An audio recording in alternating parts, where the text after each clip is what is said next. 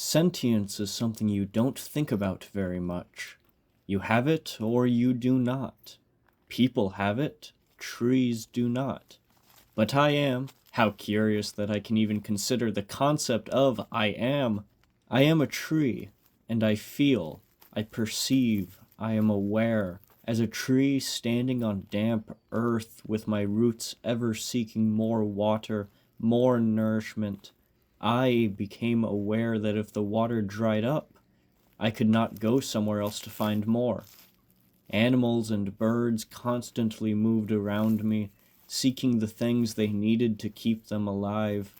But I had to stand in one place and wait, and hope. That, I realized, was not an enviable situation. I did not enjoy it. What? Oh, yes, I am capable of enjoyment. That is how I first learned I was aware. All my life I had responded with pleasure to the sun as it summoned my sap to rise and triggered the photosynthesis making my existence possible. Light reacted upon me in ways I enjoyed without thinking, for thought did not seem necessary. Then a new pleasure came to me. A human female began sitting beneath me almost every day when the sun was highest. Often she leaned against my trunk and read poetry, sometimes aloud. I cannot say when I discovered I was actually listening to her and trying to make sense of the patterns of sound she made, but I looked forward to her arrival every day. Something about the vibrations of her voice sank through my bark and set up answering vibrations within my core. In time, I understood her language. From things she said, I perceived she was unhappy because she was lonely. The nature of humans, it seems, is to want to be in pairs, and this human female did not have another of her own kind to pair with. Neither did I realized, so I must have been lonely, until the human female came to be like sun or rain, and began providing something I had needed without knowing it. In time she talked to me as her kind talked to one another. She spoke of what she called her troubles. She was not pretty, she said. She was only clever. The young males copied her papers in class but took other girls to dances. I did not understand what pretty and clever meant, or what classes and dances were, but by listening I learned. I learned that I stood upon a college campus at the far end of an athletic field, and the female who came to me every day at her lunch hour was studying science. How she perceived I was interested I cannot tell, but she began reading aloud from her textbooks. Perhaps she did it to clarify her thought processes, but in this way I learned about sentience, photosynthesis, and a galaxy of concepts I had never concerned myself with before.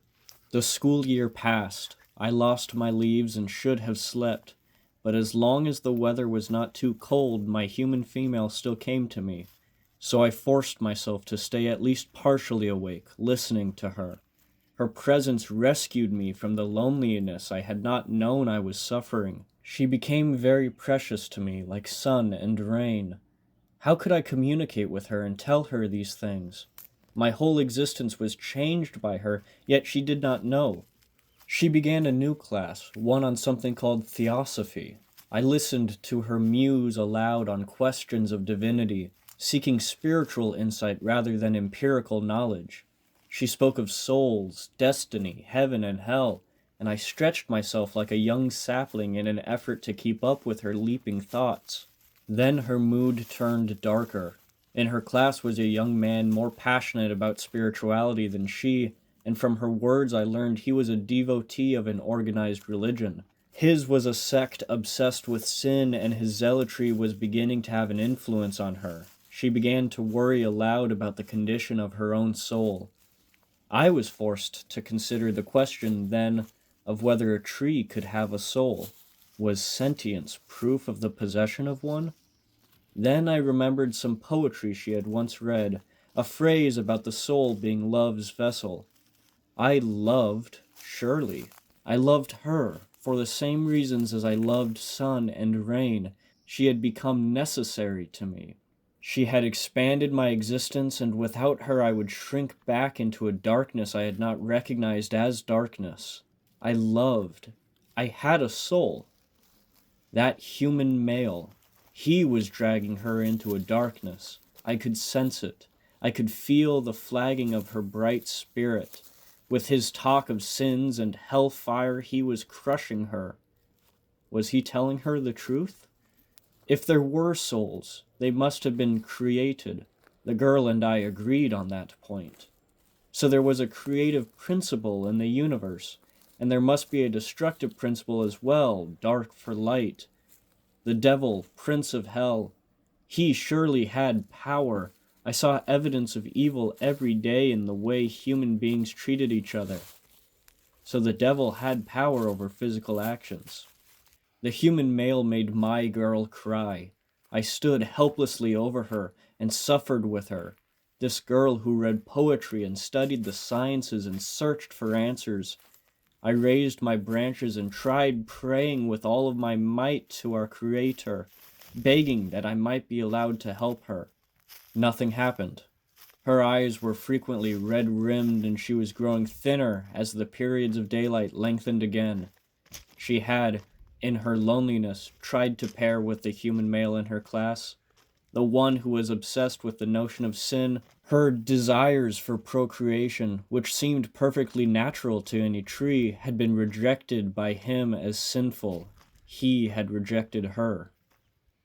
I hated him. Hatred was another new feeling for me.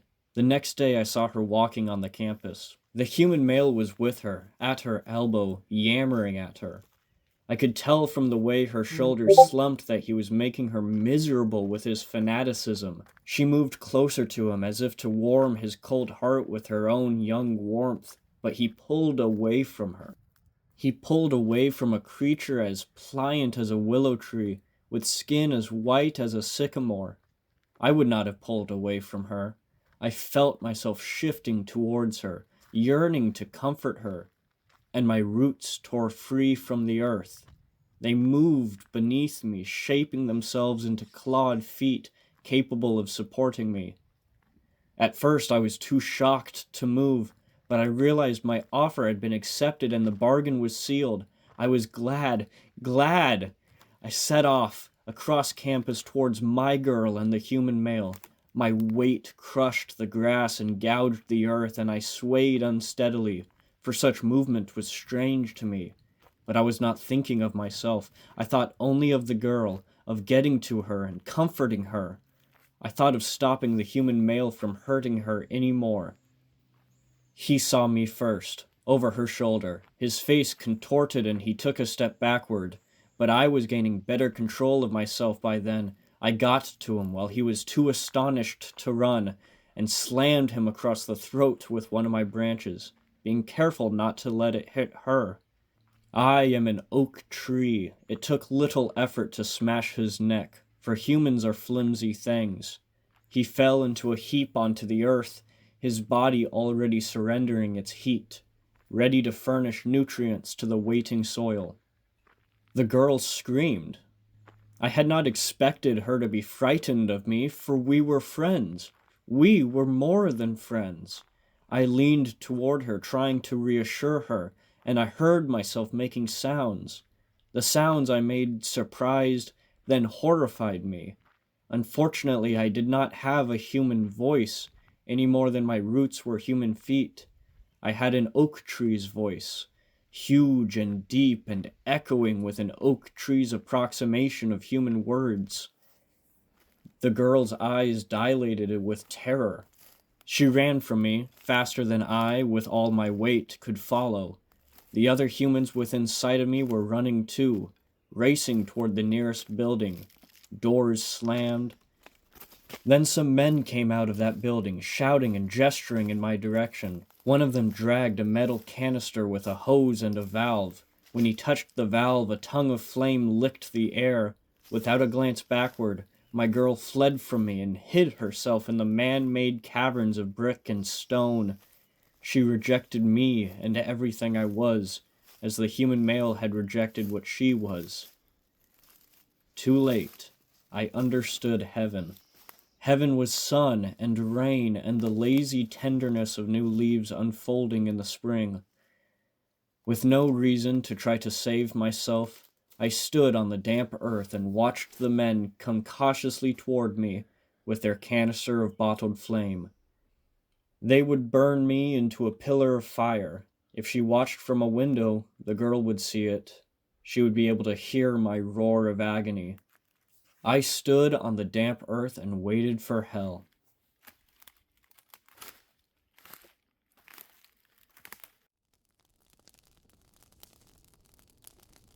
And that was me, Tree. I liked this one. I did. I thought the prose was really well done in the sense that it felt like this was a tree coming into being. The language evolves alongside the tree throughout the story. As it gets more sentient, so too does the story itself. I like that this story isn't overtly creepy, but instead the uneasy feeling that comes from the story is from the concept itself. I mean, could you imagine just hanging out outside and nature gets a parasocial relationship with you? And that's the thing about this story too, is this story is less about, magic trees and more about relationships and philosophy of being. We see the unfortunately all too common story of, the guy getting a crush on the girl who doesn't even know him and he can't talk to her, but he feels a sense of entitlement to her, right? And then gets, into a big altercation later on when she lives her own life. And that story is told in a really compelling way through this story, and I gotta give it props for that. But as always, I'm just some guy. Tell me what you guys think. I still haven't figured out, how you're supposed to tell me. I'm pretty sure there's a comment system they just added to this website, so check that out. See if you can leave a comment. Tell me how you feel. In general, just tell me how you feel right now. Please, I would love to know how you feel right now. And yeah, let me know if there's anything you'd like to hear me say next. I do take requests. And as always, keep disliking, keep enjoying, and stay sexy.